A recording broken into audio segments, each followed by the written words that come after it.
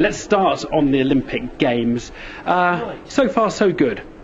Yes, I think it's gone about as well as we could conceivably have expected. And if you look at how the transport network has been bearing up, I can tell you we've had record tube figures, record numbers on the tube on Friday, 4.5 million people, record numbers on the DLR, record on the overground and on the bike. So that great kind of worry that people had about London has been triumphantly removed.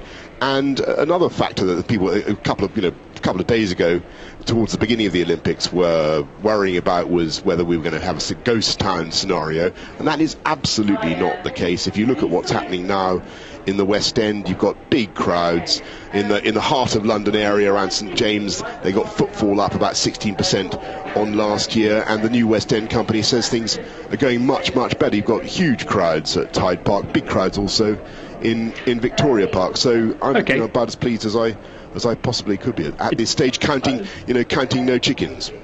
A lot of people have tried to apply a little bit of politics to these games, haven't they? You're starting to see a lot written about British identity in the papers. Yeah. And quite a few are interpreting it as not being so great for the right. Ever since ever since Aidan Burley, the Conservative MP, wrote that negative stuff about the opening ceremony. Well, let me give you an alternative. Let me explain that. So the point of view is it's all about belonging and community and shared values. But that's exactly what Conservatives believe in, of course.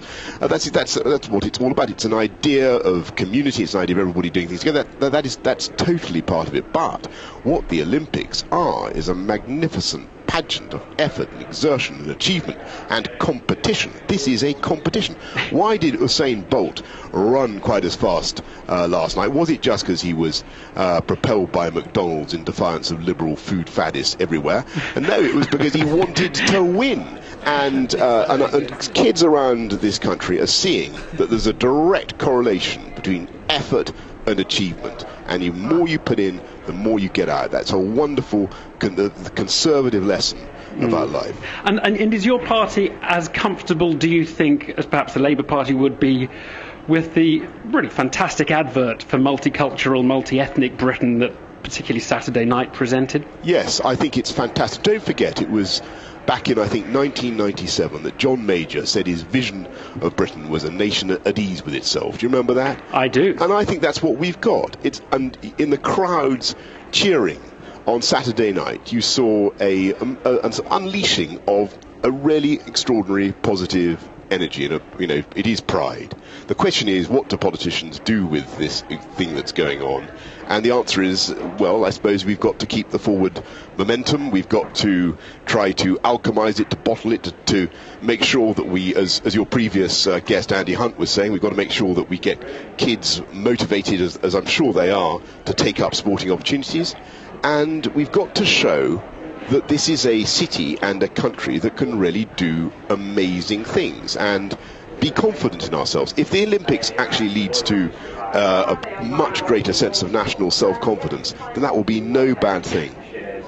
Now translate that into how we prevent riots, because those were really a shock to the psychology of the nation of quite the opposite kind. They were. How do you see taking something like the success of the Games to reducing discontent in inner city area, the have-nots and all of that? Well, there are lots of different solutions, and obviously the Olympics isn't a solution in itself. What you've got to do is you've got to apply commonsensical economic regeneration solutions. We've been doing that. We've been spending £70 million altogether in areas around London, Tottenham particularly, and Croydon. Actually, there's a very good piece, I hate to say it, there's a very good piece this morning in The Guardian showing a report into what's going on in Croydon, the impact of the money on the high street, the things that we're trying to do to get people into work, but drawing attention still to the deep social problems. And those you have got to address by looking at what happens in the lives of young people, their role models, their ideals, what they want to achieve. And there I do think that sport and the Olympics play a role, because if you can get people, I don't know about you, Evan, but I'm pretty useless at sport, but it was wonderful for me as a young person. I loved it, and it builds self-esteem, character, confidence, all those kinds of things, the ability to understand how to lose, all those vital things. And we've got a big program now in London of getting more kids into sport. That is part of it. You've also got, the best single long-term solution for rioting or young people who are moved to that kind of bad behaviour is to get them into work, and that means apprenticeships, massively expanding the opportunities for young people. Well, are you happy? We've been doing that too. Are you happy that enough is going on? Because some people say the riots have gone, we thought it was a big shock, and now we've forgotten them.